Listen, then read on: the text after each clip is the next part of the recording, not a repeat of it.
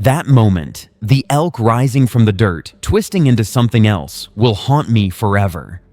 It started with a call just before dawn.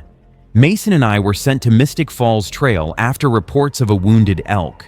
The trail was usually peaceful, a favorite for hikers chasing waterfalls and wild views. But that morning, the forest felt heavy, like the air was holding its breath. When we found the elk, it was caught in a poacher's trap, its side ripped open and bleeding. The animal's eyes were wild with pain. Mason looked at me, voice steady but urgent. "We must put it down. It's suffering." I raised my rifle and fired. The shot echoed through the trees. The elk collapsed, and for a moment, relief washed over me. Then it sat up. Its body convulsed unnaturally, bones cracking and reshaping. Fur fell away in patches, revealing pale, mottled skin.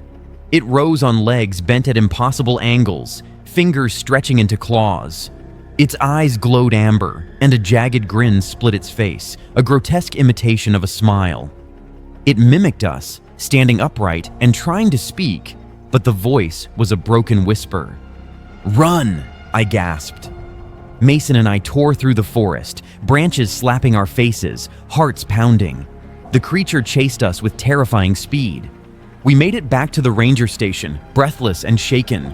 Captain Reynolds was already coordinating with the National Guard, his face grim. "This isn't just one," he said. "They can imitate any animal or person they touch. They absorb memories, skills, everything. We're dealing with a contagion, and it's spreading fast." Dr. Kim, our forensic analyst, showed us seismic data.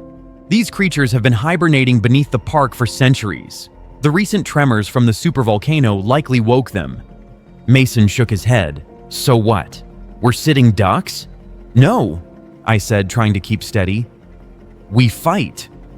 We needed a way to tell who was human and who wasn't. Dr. Kim suggested ultraviolet paint. The creature's skin didn't reflect UV light properly. It was crude, but it was all we had. Every morning, we marked ourselves with glowing streaks on our arms and faced small beacons of hope in the growing darkness. That night, the forest became a hunting ground. Shadows twisted and flickered. Every snap of a twig made my blood run cold. We set traps baited with animal calls and motion sensors, hoping to lure the creatures out. Then came the scream.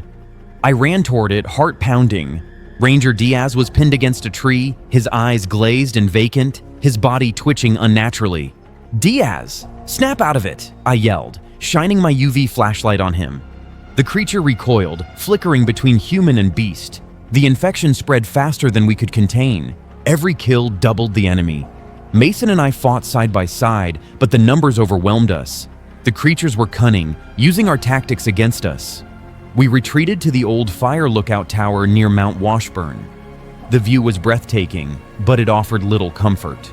Inside, we joined forces with two other rangers. Sarah, a sharpshooting veteran with nerves of steel, and Luis, a wildlife biologist tracking unusual animal behavior for weeks.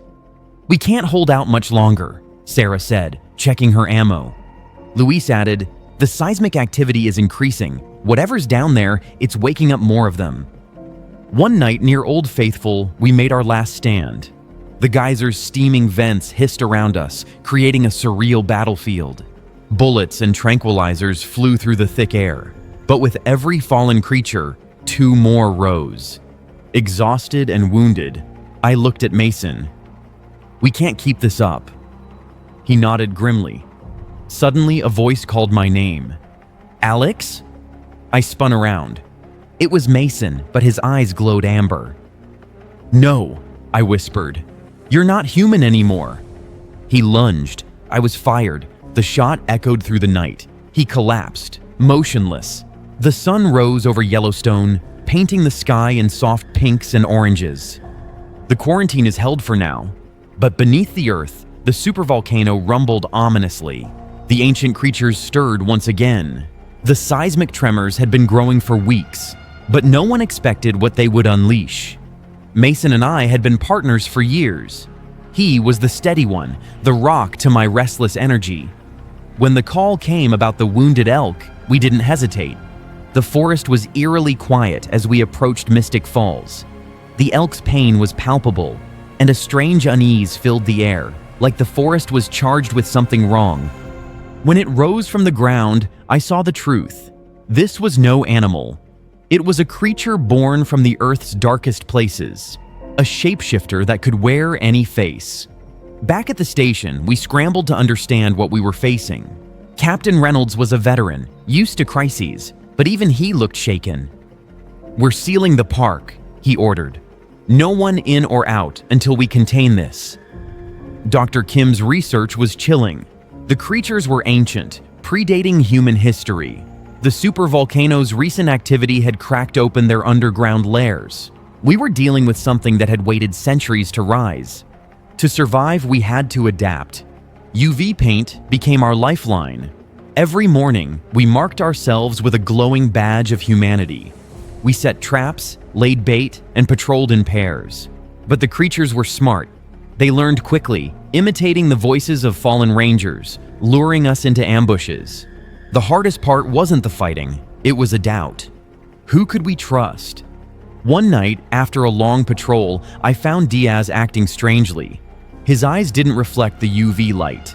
When I confronted him, he snarled and lunged. I barely escaped. That was when it hit that the infection wasn't just physical. It turned friends into enemies. Near Old Faithful, we made our final stand. The creatures swarmed from every direction, their numbers overwhelming. Mason, Sarah, Luis, and I fought back to back, firing until our weapons were empty. When Mason called my name, it was a relief. But then I saw his eyes. Amber. Not human. I had to make a choice. Shoot the man I trusted most, or die trying. I was fired. He fell. But as dawn broke, the truth settled in.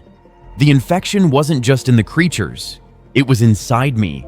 The line between human and monster blurred every day. The supervolcano rumbled beneath us, and the creatures would rise again. The question was, when they did, who would be left to fight?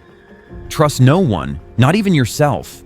The forest was quiet again, but it was only calm before the storm. A distant rumble echoed beneath the earth, like a heartbeat growing louder. How long could anyone hold on before becoming the thing they feared most? The sun set, shadows stretched long, and the night grew cold. I loaded my rifle and stepped outside. Because out here, survival isn't just about strength. It's about knowing who you are when everything else changes. And right now, no one is sure anymore.